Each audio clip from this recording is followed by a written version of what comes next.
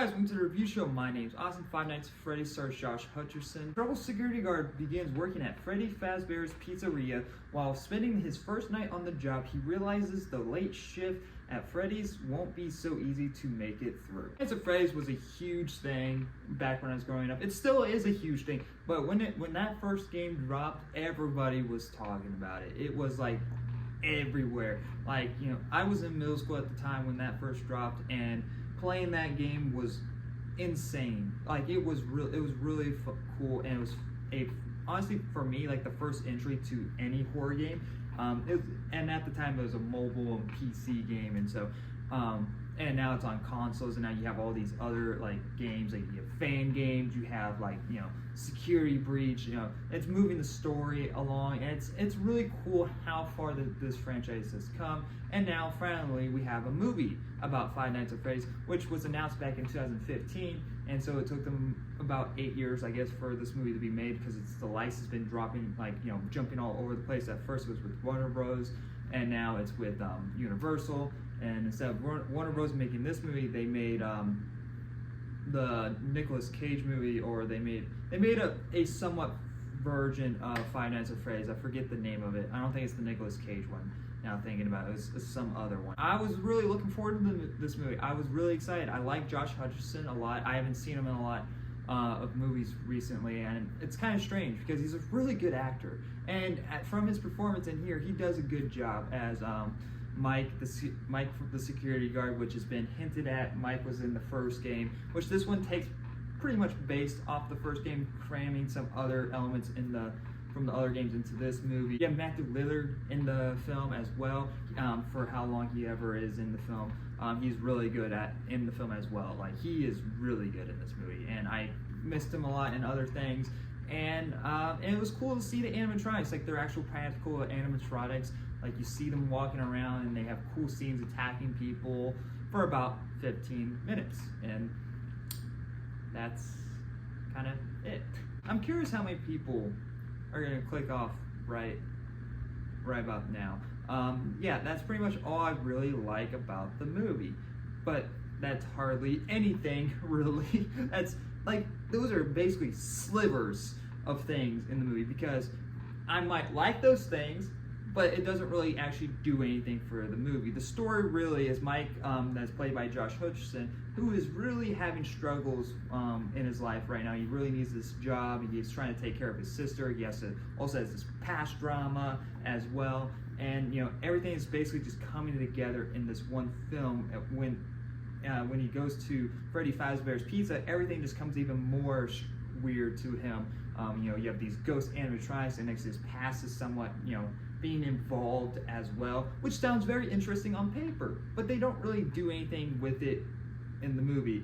From the execution, it's just very poorly. And Mike is a very unlikable dude, to be honest. Basically from the gate, he does something fucking stupid. I get the purpose, I get the reasoning why he goes through his thought process of what happens, but it makes no sense for what he does. It's just like, it doesn't make any sense. It's just not logical thinking, and it's very dumb. I don't really care about his character. Like, his past doesn't really have that much involvement. It does, but you can take that past, like the past, out of the movie, and it would not change anything about the movie. You could have had him, because the way that things play out, it's that he's getting too close in some form, and that's why things are happening in the way that they're happening. You could still have that element without the past, and the movie would be no different. You have Lail in the film, who is just there for exposition, and this is a character who's going to be sort of kind of mixed as well, if you even like the film or don't. Her character just kind of jumps all over the place. You don't really get her motive at all. You don't understand her character. By the end, you're supposed to like this character, and you just simply don't. And you're questioning why the characters in this film are liking her, when it doesn't make any sense. Like, this character is an awful person. She's just awful in general overall, and she is just annoying.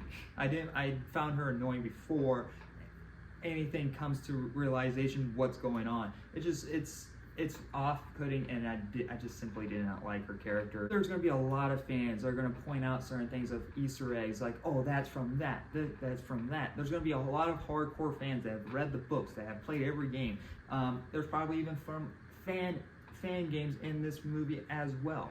But the problem is that all you're doing is, it really relies on that fan base. It really relies on fan service. This is a huge fan service movie, and I've said this multiple times. I don't give a shit about fan service. I really don't. Like, it's cool. Like, there's some things I even notice, and I'm not really a hardcore fan of the games. I'm a fan, but I'm not a hardcore fan, and there's things I notice, and I had to, literally point out some things to my friend who I saw with. He was just having a hard time following, and that is going to be the issue, because this movie's not going to welcome new fans, and that's I don't like. I don't like that this movie just simply is like, oh, this is for the fans, and even in the marketing, this is for the fans. Okay, what about the new people that are interested in this stuff? And like, they want to go, and they want, but you're gonna have to make them go out and do some homework. This is your first movie into this franchise. This for one, this has no connection to any continuation of the games. Like, this is setting up a completely new thing, trying to do its own thing, but also like, but you gotta know this, you gotta know that to understand what's going on, and I don't simply like that, and it's not our jobs to put the pieces together for the writers. It's the writers' job to make that clear for the audience, especially for the new audience that are coming in. And I already know there's going to be people like, well, it's not for you.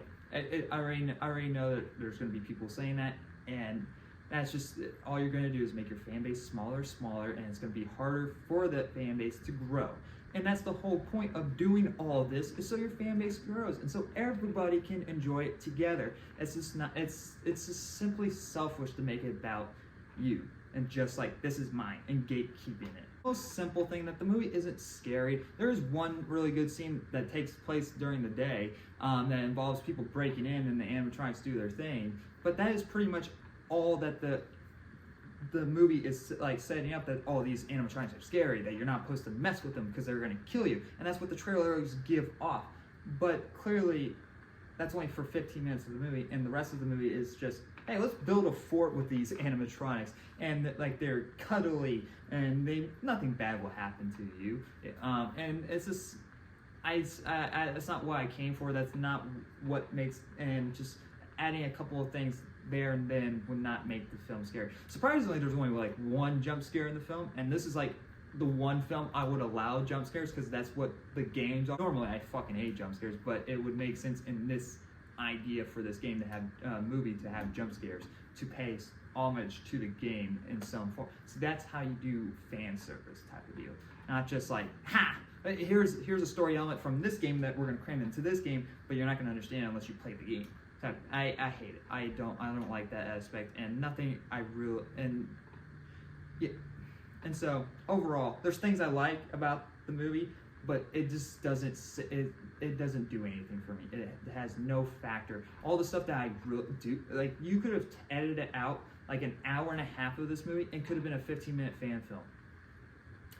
Like, that's like, the story is just nothing, and it doesn't matter by the end. It really doesn't. I'm gonna give Five Nights at Freddy's an F. I really did not have a good time with this film. Even my friends, like, yeah, no, this was dog shit, and he gave it a 4 out of 10.